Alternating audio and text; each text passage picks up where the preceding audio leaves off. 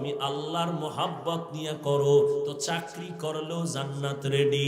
আমি আল্লাহকে খুশি করার নিয়তে ব্যবসাও যদি করো, ব্যবসা করিয়াও জান্নাত পাবি।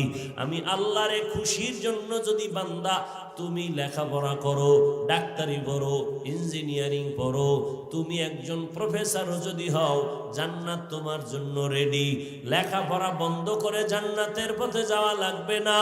একজন সাহাবী নবীর সামনে গিয়া বলেন, ইয়া রাসূলুল্লাহ, আমার মনে চায় সারা রাত আমি যায় নামাজে কাটায় দেই, সারা দিন রোজা রাখি, দুনিয়াদারি বন্ধ, বিয়া শাদী বন্ধ। রহমতের নবী বলেন, সাহাবী, লা রহবানিয়াতা ফিল ইসলাম, ইসলামের মধ্যে একাকিত্বর কোনো জায়গা নাই, বৈরাগ্যের কোনো জায়গা নাই। বাড়িঘর বাদ দিয়া, দুনিয়া বাদ দিয়া তুমি একা একা জঙ্গলে আল্লাহ আল্লাহ বলে ডাকবা, কাজ হবে না।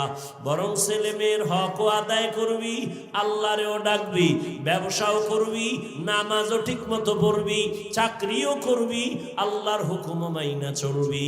এমন ভাবে যদি চলতে পারো, আমি আল্লাহ তোকে বিনা হিসাবে জান্নাত দিয়ে দিব। তুকু যাও সুন্নতে আহমদ কুজা বা মোহাম্মদ কাইবুয়াদ নিসবত তোরা কারে শয়তা মিকুনিনা। এই মোবাইলের লাইট বন্ধ করতে পারো না? মরার আগে বইলে যাইস মায়েরে, বাবারে, বউ থাকলে বউরে, যে কাফনের মধ্যে মোবাইল দিয়া দিতে, বুঝছো? চিল্লাবা না, হ্যাঁ চিল্লানের কিছু নাই, হাসিরও কিছু নেই। এটা হাসির প্যান্ডেল না কান্নার প্যান্ডেল? হাসো কেন? লজ্জা করে না? আমি হাসির কথা বলছি।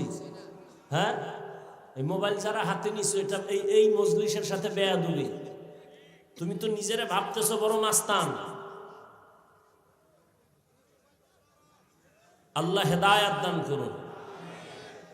24টা ঘন্টা মোবাইল নিয়ে মরো, সারাটা রাত দরওয়াজা জানালা বন্ধ করে এই মোবাইল দেখে কবিরা গুনাহ, সারাটা রাত কবিরা গুনাহ করে চেহারা নষ্ট করে ফেলেছো।